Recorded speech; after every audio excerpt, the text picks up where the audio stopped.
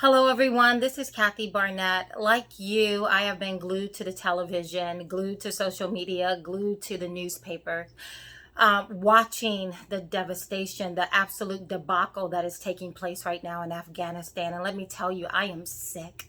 I am pissed off, if I can be a little bit more expressive about how I'm feeling right now. I still remember when I was, at the ripe old age of 18, walking across the military base, getting ready to graduate from boot camp. And I remember making a very conscious choice that if I was called upon by my nation to go and surrender my life, limb, and mental capacity, I would. And I'm watching what is happening now. I think we're up to 12 Marines, 11 Marines and one Navy medic that have lost their lives. And I'm sure that they too came to that crossroad as I did long ago, that if I was called upon, that I would answer the call of my nation to go and defend her and her interests, whether domestic or abroad. And now they have lost their life. And I believe every last one of them could be alive at this very moment if it wasn't for Joe Biden and his incompetence. Joe Biden and the incompetence of his administration, the arrogance of these people. Now, I know some are saying, hey, don't be political. Let's not bring politics into this. We need to become very sober in our thinking as Americans. Everything is political. There is nothing that is done under the sun that does not have a political bent to it. And the reality is clear. You cannot tell me that Joe Biden was forced to go by some predetermined date of withdrawing our military out of Afghanistan. We saw what he did to the Keystone XL. We saw what he did to reversing the ability of federal lands to issue fracking contracts. We saw what he did with the Paris Agreement and getting back in. We saw what he did, or what he is trying to do vociferously and get us back entangled in the Iran deal. We've seen what he has done to our borders, reversing the decision of the previous administration.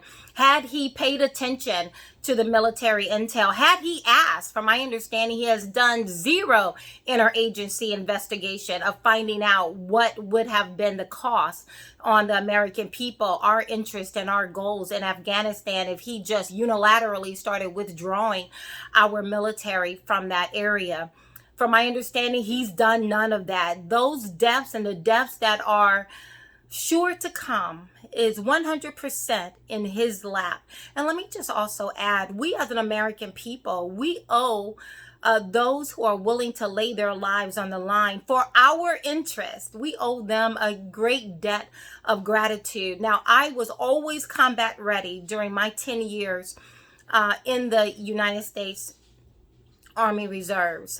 But by the grace of God, I was never called to go and serve my country internationally and participate in any of the wars. But I was ready.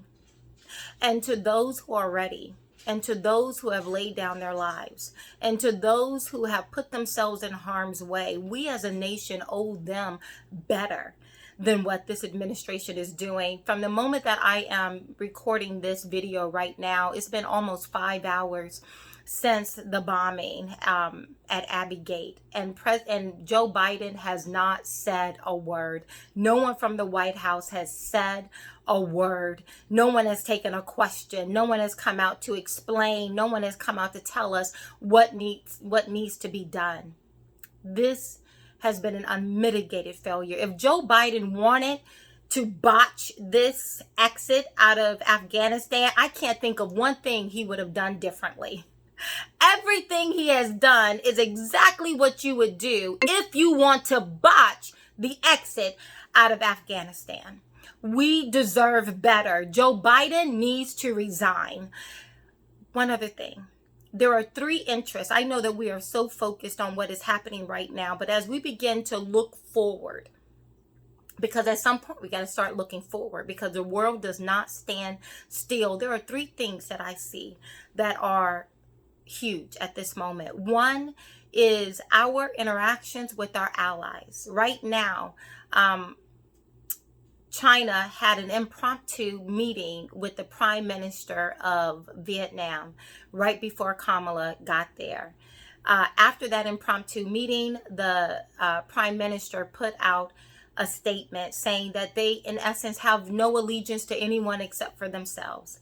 We heard over the past week our European allies say, why are we leaving the decisions to withdraw to the United States? We will begin to see people pivot one right after another, because who in their right mind will trust America?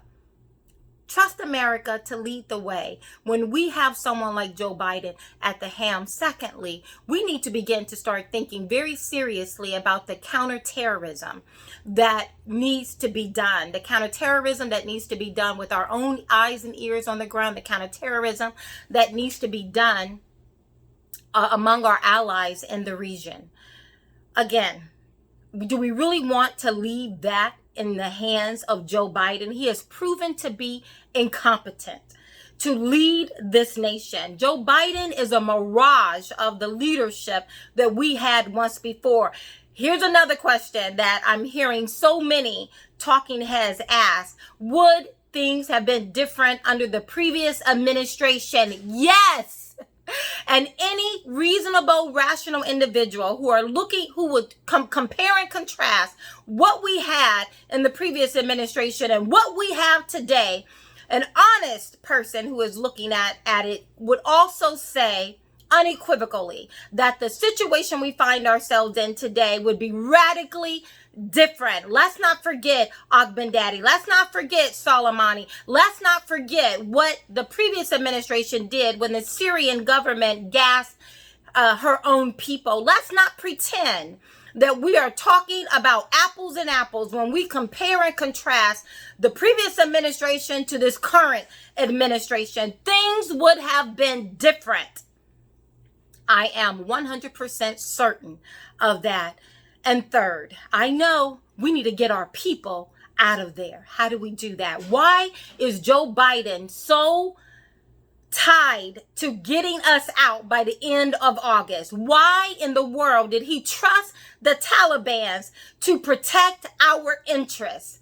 Why? Because he is incompetent. He has proven to be incompetent. And I am demanding, and the American people should be demanding in one voice. I don't care what side of the aisle you're on. Yes, I'm a Republican. And no, I did not vote for Biden. But it does not matter at this point. At this point, the world is looking at America, not Democrats, not Republican, not independents. They are looking at America and what our response is going to be. We do not have the right leadership in office. Now, I cringe a little bit because after Biden comes Kamala, but nonetheless, at this juncture, dealing with what we're dealing with, if everyone wants to focus on the immediate problem is the Biden administration.